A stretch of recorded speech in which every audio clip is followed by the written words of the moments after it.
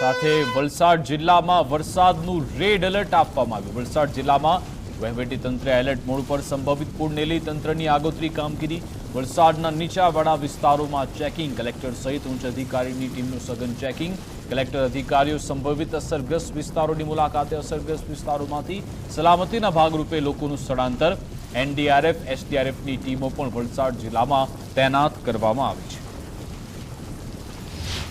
આ વખતે ગામડાઓમાં પણ અને શહેરી વિસ્તારોમાં જે પણ નીચાણના વિસ્તાર છે ત્યાં અત્યારથી જ સાધનો મુકાઈ ગયા છે। દાખલા તરીકે ટ્રેક્ટર, જેસીબી અને જેટલી બોટ છે એ પણ મુકાઈ ગઈ છે। ફિશરમેનની જે બોટ હતી આ પણ અમુક ગામડાઓમાં મુકાઈ ગઈ છે, જે પણ લો લાઇંગ વિસ્તાર છે। અને સતત અમે વોચ ઉપર છીએ અને અત્યાર સુધી આપણે જિલ્લામાં જે વરસાદ થઈ રહ્યો છે અને જેટલું પાણી આવી રહ્યું છે, કોઈ આવી પરિસ્થિતિ સર્જાઈ નથી। અને જે સ્થિતિ સર્જાશે તો પણ આપણે તૈયાર છીએ।